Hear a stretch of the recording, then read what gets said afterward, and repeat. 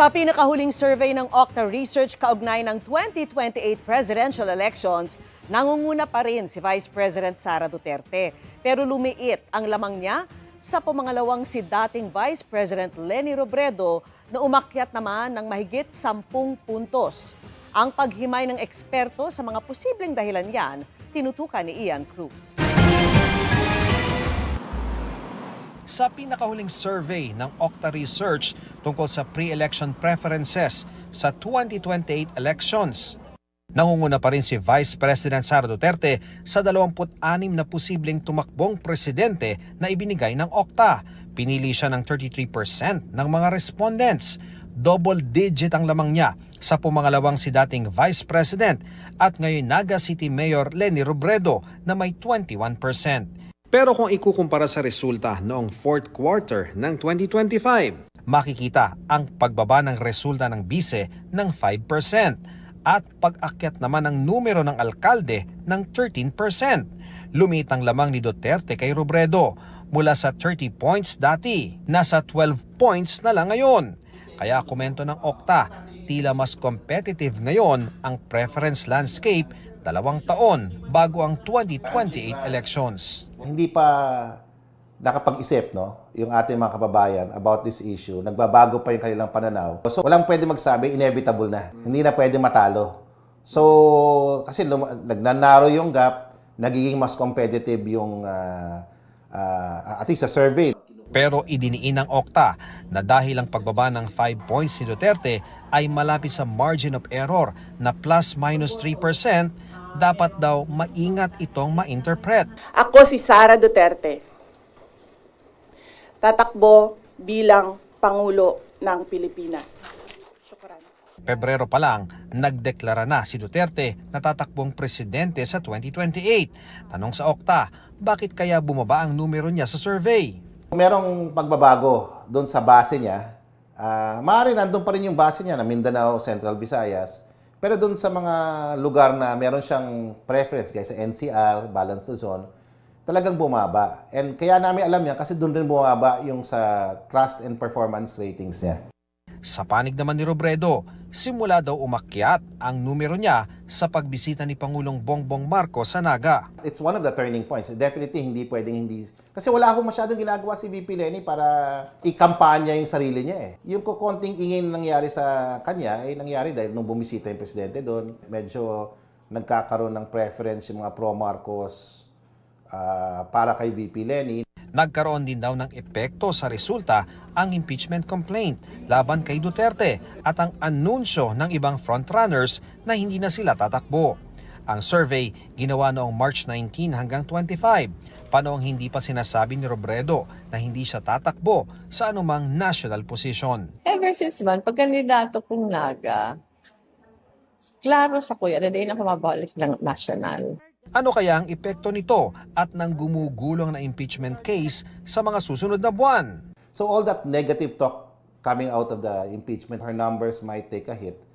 On the flip side, nagsabi rin si VP Leni hindi siya tatakbo.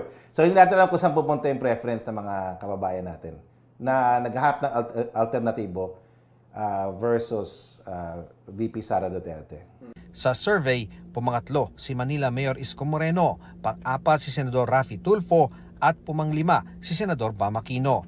2% sa mga na-survey ang undecided, 1% naman ang hindi nagbigay ng tugon, habang ang nalalabing 20% nakakalat sa 21 iba pang potential presidential contenders. Hindi raw kinumisyon ng survey at meron itong 1,200 respondents.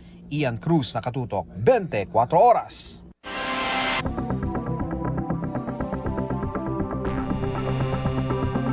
Umaasa pa rin ang ilang kaalyado na tatakbo sa 2028 presidential race, si Naga City Mayor Robredo, kahit desidido siyang maging re-electionist na lang. Dapat anyang huwag umasa sa isang savior, sabay banggit sa mga pwedeng tumakbo sa 2028.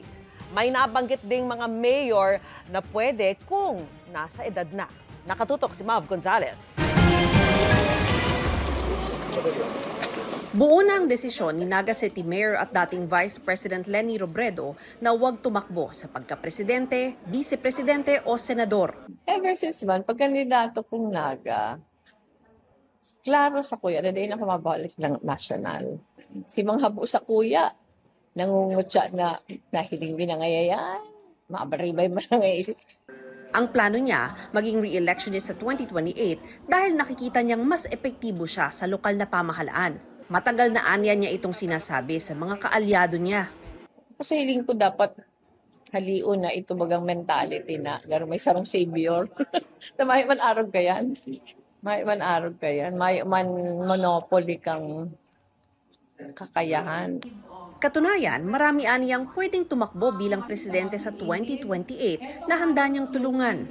Katakol man kaya ang pwede. Katakol man ang pwede. Sa grupo mi, si Risa, pirang beses na nagsabing okay siya. Sa hiling ko, si Bam sa Kasikiko, pwede man yan. Although pareho nagsabing Hapo Linda. Nagbanggit din siya ng mga pangalang mula sa mga lokal na pamahalaan, bagaman ng ilan, posibleng hindi pa aniya pwede sa 2028. Sa hiling ko, si Vico would make a good president. Ang ano lang talaga, si Edad, ang sarupan na hiling ko matibay na mayor na would make a good president, si Joy Belmonte. Pero sa pagitan niya at ng mga nabanggit niya, siya pa rin ang mas matunog. Tulad ng isang nag-leak na presidential survey kung saan siya ang pumapangalawa kay Vice President Sara Duterte. Binanggit yan ni Senador Kiko Pangilinan sa isang post. Ang mga numero umano ngayong 2 taon pa bago ang 2028, mas malakas aniya sa numero ni Robredo noong bago pa ito tumakbong Pangulo noong 2022. Kung makakabuo aniya sila ng koalisyong mas malawak sa nabuo noon, ay posibleng manalo si Robredo sa 2028.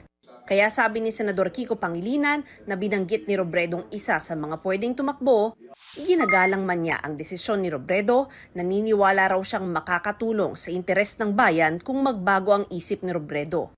Sabi pa ni Pangilinan na Liberal Party Chairman, kung hindi aniya tatakbo si Robredo ay hindi siya mapupunan ng ibang pambato mula sa kanilang hanay.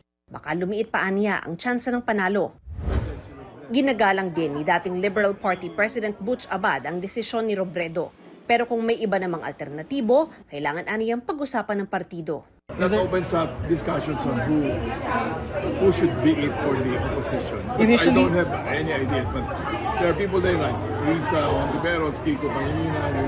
Hinihingan pa namin ng komento ang ibang pinangalanan ni Robredo na pwedeng tumakbo sa pagkapangulo sa 2028. Ang nakita ng House Committee on Justice na malaking pagkakaiba ng halaga ng bank transactions ni Vice President Sara Duterte kumpara sa kanyang Statement of Assets, Liabilities and Net Worth, tinawag na smoking gun ng isang miyembro nito. Para sa akin, ito ay isang smoking gun na at least insofar as probable cause is concerned, ay andyan na yan.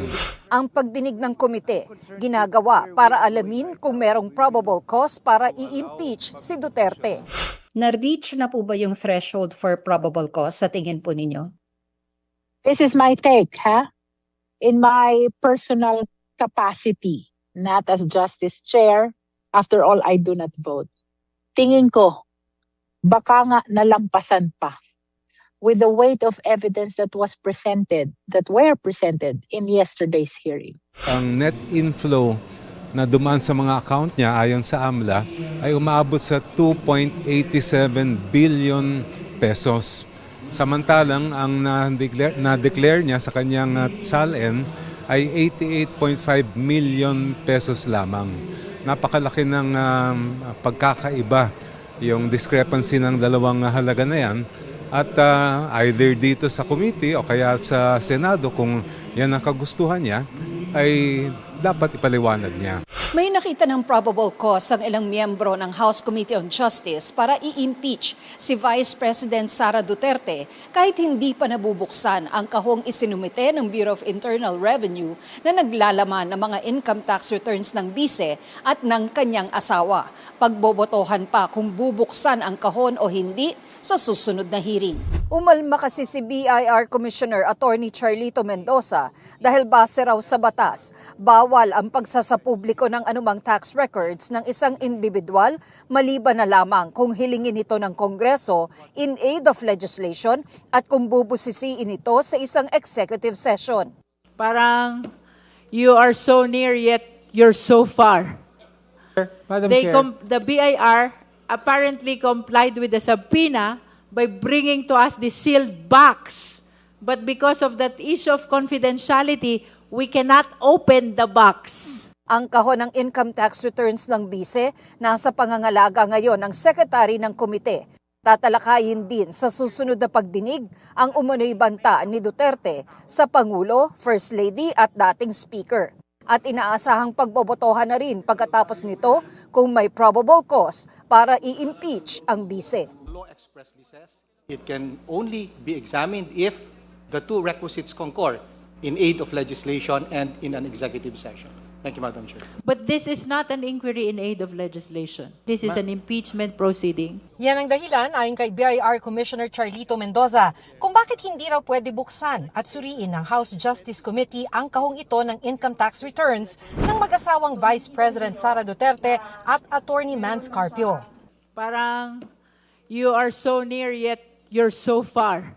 Ang katwiran na yan ng BIR nakasaad sa Section 20-A ng National Internal Revenue Code kung saan nakasaad na maaari lamang magsumite ng tax returns at iba pang datos ang BIR Commissioner sa Congress kung ito ay in aid of legislation at kung naka-executive session. Dahil dyan, gusto dapat bawiin ng BIR ang kahon ng tax returns pero umalma dito ang komite. Therefore, what we will do, Madam Chair, is to withdraw our submission. We will not be returning this to BIR. Kaya ang selyadong kahon, pinirmahan ng BIR Commissioner at iniwan sa Kamara. Sabi ni dating BIR Commissioner Kim Henares, mahigpit talaga ang batas sa pagsasapubliko ng income tax returns dahil maaring may maibunyag na trade secret kung mabusisi ito ng kalaban sa negosyo. Kasi yung tax return, pag makikita mo kung saan siya kumikita, paano siya kumikita. And usually these are trade secret, di ba?